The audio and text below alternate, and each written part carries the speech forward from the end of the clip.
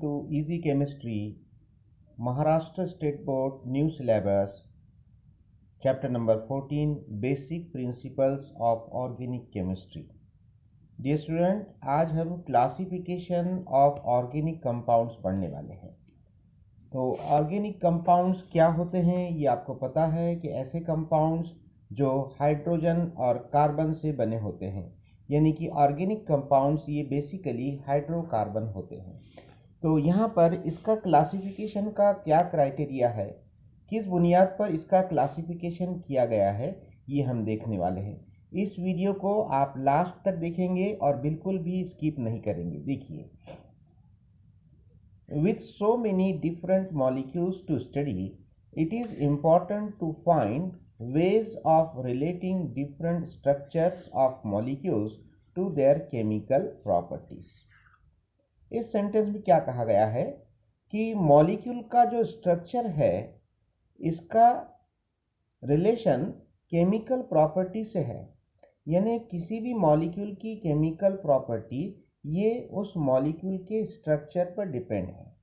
अगर structure change होता है तो केमिकल प्रॉपर्टी भी चेंज होगी।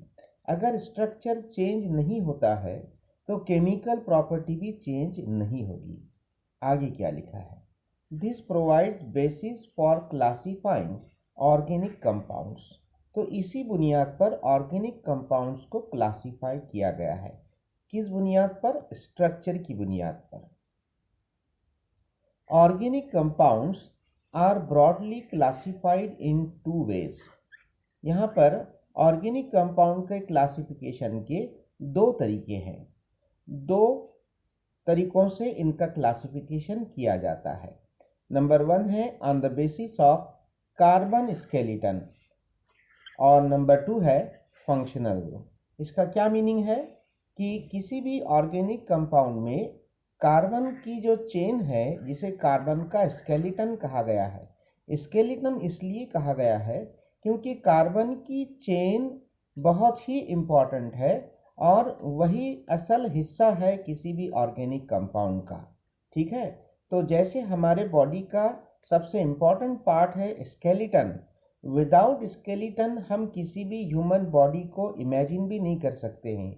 उसी तरह विदाउट कार्बन चेन हम किसी भी ऑर्गेनिक कंपाउंड को इमेजिन भी नहीं कर सकते हैं। और सेकंड बेसिस ऑफ क्लासिफिकेशन है कि उस ऑर्गेनिक कंपाउंड में कौन सा फंक्शनल ग्रुप मौजूद है। तो डियर स्टूडेंट, यहाँ पर दो क्राइटेरिया है ऑर्गेनिक कंपाउंड को क्लासीफाई करने के। पहला क्राइटेरिया है कि उस ऑर्गेनिक कंपाउंड में कार्बन का जो स्केलेटन है वो किस टाइप का है, क्योंकि स्केलेटन अलग अलग टाइप के होते हैं। एक स्केलेटन यानी कि एक चेन स्ट्रेट चेन होती है, दूसरी ब्रांच्ड चेन होती है, तीसरी जो है यहाँ पर एक रिंग टाइप चेन होती है। तो हमको ये देखना है कि ये रिंग की जैसी स्ट्रक्चर है या ओपन चेन है या क्लोज्ड चेन है। उसी तरह जो सेकंड पॉइंट बताया गया है कि फंक्शनल ग्रुप ऑर्गेनिक कंपाउंड में कौन सा है, इस बुनियाद पर भी ऑर्गेनिक कंपाउंड का क्लासिफिकेशन किया गया है। चलिए आगे देखते हैं। अब आपको यहाँ पर स्क्रीन पर ऑर्गेनिक कंपाउंड की क्लासिफिकेशन का एक ट्री डायग्राम नज़र आ रहा है। इस डायग्राम को ट्री डायग्राम कहेंगे। तो आपको एग्जाम में क्वेश्चन आएगा, draw the tree diagram showing classification of organic compound. सबसे पहले हम यहाँ पर देखेंगे कि ऑर्गेनिक कंपाउंड्स को मेनली दो टाइप में क्लासिफाई किया गया है। नंबर 1 है ओपन चेन ऑर्गेनिक कंपाउंड्स और नंबर 2 है क्लोज्ड चेन ऑर्गेनिक कंपाउंड। ठीक है, तो ओपन चेन ऑर्गेनिक कंपाउंड का दूसरा नाम है एलिफेटिक कंपाउंड्स या और एक नाम है एसाइक्लिक कंपाउंड्स।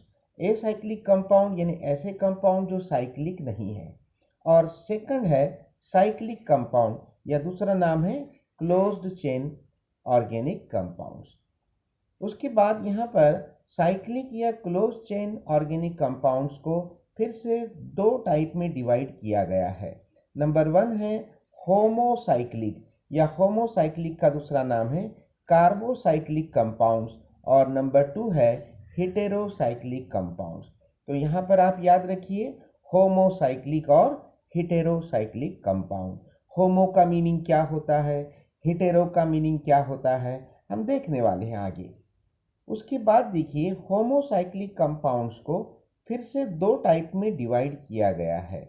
नंबर 1 है एलिसाइक्लिक कंपाउंड्स और नंबर 2 है एरोमेटिक कंपाउंड्स। उसी तरह हेटेरोसाइक्लिक कंपाउंड्स को भी दो टाइप में डिवाइड किया गया है। नंबर 1 है हेटेरोसाइक्लिक एरोमेटिक कंपाउंड्स और नंबर 2 है हेटेरोसाइक्लिक नॉन एरोमेटिक कंपाउंड्स।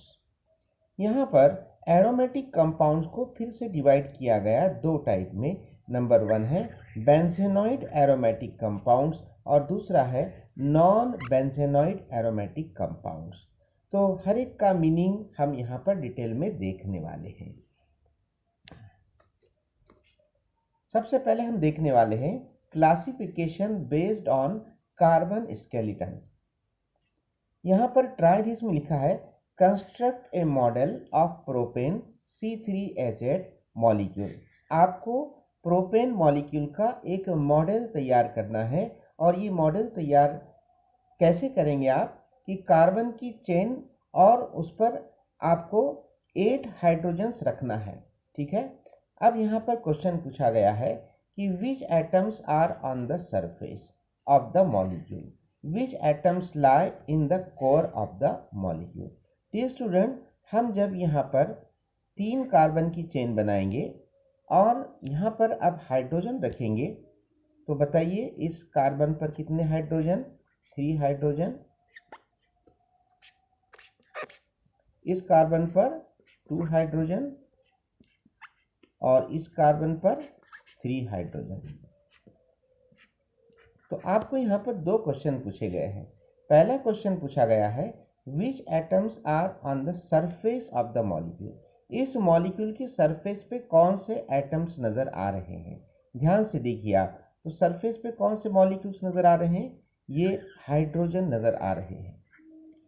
ये हाइड्रोजन यहाँ पर आपको सरफेस पर नजर आ रहे हैं। ठीक है, और दूसरा क्वेश्चन है which atoms lie in the core of the molecule. Core of the molecule मतलब मॉलिक्यूल के अंदर कौन से एटम्स मौजूद हैं। तो मॉलिक्यूल के अंदरूनी हिस्से में कौन से एटम्स मौजूद है, कार्बन की चेन। तो कार्बन की चेन जो है ये कोर है, ये अंदर है और इसीलिए इसे स्केलेटन कहा गया। हम हमारे बॉडी के अंदर जो स्केलेटन है वो हमारे बॉडी के अंदर है, इसीलिए हम उसे स्केलेटन बोल रहे हैं क्योंकि वो core part of our body है। ठीक है, चलिए आपकी बुक में क्या लिखा है देखेंगे। The carbon atoms bonded to each other lie in the core of an organic molecule and are described as the carbon skeleton of the molecule. It is the carbon skeleton of a molecule that decides its shape and size. Shape और size, molecule का shape कैसा रहेगा और molecule का size कितना रहेगा, ये कौन डिसाइड करने वाला है, कार्बन का स्केलेटन डिसाइड करने वाला है। A variety of carbon skeleton are found in different organic compounds and accordingly they are classified into various types as shown in figure 14.6। उसके बाद हम देखेंगे कि यहाँ पर सबसे पहले शुरू हो रहा है ओपन चेन कंपाउंड या जिसका दूसरा नाम है एसाइक्लिक ऑर्गेनिक कंपाउंड। क्या लिखा है यहाँ पर, these are also known as aliphatic compound. तो एलिफैटिक कंपाउंड का मीनिंग क्या है कि ऐसे कंपाउंड्स जिनमें कार्बन की जो चेन होती है, कार्बन का जो स्केलेटन होता है ये ओपन होता है, उसके दोनों सिरे, उसके दोनों एंड खुले हुए होते हैं, फ्री होते हैं, आज़ाद होते हैं। देखिए आगे क्या लिखा है, molecules of these compounds have chains of carbon atom. तो इन मॉलिक्यूल्स में कार्बन की चेन होती है। These may be straight chain formed by carbon atoms bonded to one or two other carbons or branched chains having at least one carbon bonded to 3 or 4 other carbon. Table 14.2 shows examples of acyclic compound. Dear student, आप यहाँ पर देखिए, ये पहली example जो आपको बताई गई है इसको आप देखिए, ये प्रोपेन का स्ट्रक्चरल फॉर्मूला है। क्या लिखा है यहाँ पर? CH3 single bond CH2 single bond CH3। तो यहाँ पर ये 3 कार्बन की चेन है। चेन कितने हैं? एक चेन है। उस एक चेन में कितने कार्बन है? 3 कार्बन है। ठीक है। और ये चेन कैसी है? स्ट्रेट चेन है। यहाँ पर कोई ब्रांच नहीं है। ठीक है। अब ये उसके बाजू वाली देखिए आप, ये यहाँ पर ये कंपाउंड का नाम है एन प्रोपिल अल्कोहल। यहाँ पर अल्कोहल इसलिए बोल रहे हैं क्योंकि यहाँ पर फंक्शनल ग्रुप OH है, और OH ये फंक्शनल ग्रुप किसका होता है? अल्कोहल का होता है। देखिए यहाँ पर भी कार्बन की जो चेन है किस तरह से है? CH3 single bond CH2 single bond CH2 single bond OH। तो यहाँ पर ये जो बॉन्ड नजर आ रही है किसके बीच के हैं? कार्बन और कार्बन के बीच के बॉन्ड बताए गए हैं। तो ये भी चेन कैसी नजर आ रही है आपको? स्ट्रेट चेन, इसलिए यहां पर लिखा है स्ट्रेट चेन। अब जो थर्ड एग्जांपल आपको बताई गई है आप इसको देखिए। ये यहां पर ये पहले CH3 है, उसके बाद single bond CH single bond CH3 और CH के नीचे सिंगल बॉन्ड CH3। इसका नाम है आइसोब्यूटेन और ये ब्रांच्ड चेन है। अब ये ब्रांच्ड चेन क्यों है? आप ये मिडल वाला कार्बन देखिए, ये कार्बन देखिए, ये कार्बन कितने कार्बन से जुड़ा हुआ है? यस, 3 कार्बन से जुड़ा है, 1 2 और 3। और इसीलिए इसे ब्रांच्ड चेन कहा गया है, क्योंकि यहाँ पर लिखा है कि जब कोई भी कार्बन ये 3 कार्बन से या 4 कार्बन से जुड़ा होता है, यानी 2 से ज्यादा कार्बन से जुड़ा होता है, तो उसे क्या कहा जाता है? ब्रांच्ड चेन कहा जाता है। हम थोड़ी और इसकी प्रैक्टिस करेंगे। देखिए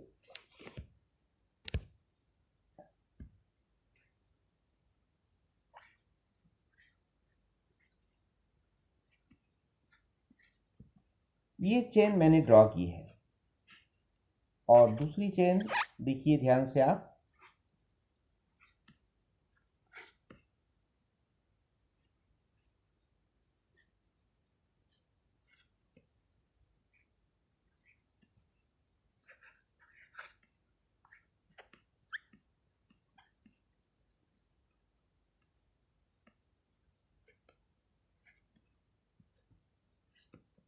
अब हम इन 3 चेन्स के बारे में स्टडी करने वाले हैं। सबसे पहले हम फर्स्ट चेन देखते हैं। ये फर्स्ट चेन जो है आपको कैसी नजर आ रही है? स्ट्रेट चेन है या ब्रांच चेन है? इसके लिए आप क्या देखेंगे? आपको ये देखना है कि जो मिडल कार्बन है, ये मिडल कार्बन, कोई भी एक मिडल कार्बन को देखिए, ये 2 कार्बन से ज्यादा कार्बन से जुड़ा हुआ नहीं रहना चाहिए, 2 से ज्यादा कार्बन से जुड़ा हुआ नहीं रहना चाहिए। अब आप देखिए ये वाला कार्बन, ये कितने कार्बन से जुड़ा है? 2। ये कार्बन 2 कार्बन से जुड़ा है। ये वाला कार्बन सिर्फ 2 कार्बन से जुड़ा है। आपको टर्मिनल कार्बन को बिल्कुल नहीं देखना है, आपको ये जो नॉन टर्मिनल कार्बन यानी मिडिल कार्बन, ये सब 2-2 कार्बन से जुड़े हैं, इसका मतलब ये स्ट्रेट चेन है। ये कार्बन की चेन स्ट्रेट है, ये कार्बन का स्केलेटन स्ट्रेट है। चलिए सेकंड एग्जांपल देखते हैं। यहां पर आप हर एक नॉन टर्मिनल कार्बन यानी कि मिडल कार्बन को देखिए। यहां पर कौन से कार्बन को देखना चाहेंगे आप? चलिए इसको देखते हैं। ये कार्बन कितने कार्बन से जुड़ा हुआ है? बिल्कुल सही बोल रहे हैं आप, 2 कार्बन से। और ये कार्बन कितने कार्बन से जुड़ा हुआ है? 3 कार्बन से। तो देखिए एक कार्बन तो 3 कार्बन से जुड़ा है ना, तो इस पूरी चेन को हम क्या बोलेंगे? ब्रांच्ड चेन कहेंगे। अब आपको ये सवाल आपके माइंड में आ रहा है कि यहाँ पर किसको हम ब्रांच्ड बोलेंगे? ब्रांच कौन सी है? ब्रांच पहचानना आना चाहिए। देखिए अगर ये मेन चेन है तो ब्रांच क्या होगी? ये ब्रांच होगी, दिस इज द ब्रांच। ठीक है, ये क्या रहेगी? ब्रांच रहेगी। और कितने ब्रांच है? एक ब्रांच है, सिर्फ एक ब्रांच है। ठीक है। अब थर्ड एग्जाम्पल आप देखिए। थर्ड एग्जाम्पल में आपको ये डिसाइड करना है कि ये चेन स्ट्रेट है या ब्रांच्ड है। तो सबसे पहले आप इस कार्बन को देखिए। ये कार्बन कितने कार्बन से जुड़ा है? 2 कार्बन से। ठीक है। अब आप इस कार्बन को देखिए, ये कार्बन कितने कार्बन से जुड़ा है? 1 2 3 और 4 कार्बन से जुड़ा है। इसका मतलब ये कार्बन जो है ये 2 से ज़्यादा कार्बन से जुड़ा है। 2 से ज़्यादा कार्बन, अब 3 भी हो सकते हैं और 4 भी, तो यहाँ 4 कार्बन से जुड़ा है, इसका मतलब ये ब्रांच्ड चेन है। अब आपको ये पहचानना है कि यहाँ पर कौन से कार्बन को आप ब्रांच बोलेंगे। बोलिए, किसको बोलेंगे? बिल्कुल सही बोले आप, मेन चेन कौन सी है? ये मेन चेन है। तो कार्बन नंबर 1 और कार्बन नंबर 3 ये क्या हो गए? ब्रांचेस हो गए। तो कितने ब्रांचेस नजर आ रहे हैं यहाँ पर? 2 ब्रांचेस नजर आ रहे हैं। एक कार्बन नंबर 1 है और एक कार्बन नंबर 3 है। ठीक है, तो इस तरह से आपको ये आना चाहिए। तो मैं उम्मीद करता हूँ कि आपको ये लेक्चर समझ में आया होगा। समझ में आया है तो कमेंट कीजिए, इस वीडियो को लाइक कीजिए और इस चैनल को सब्सक्राइब करना मत भूलिए। मिलते हैं एक नए वीडियो के साथ, तब तक के लिए गुड बाय।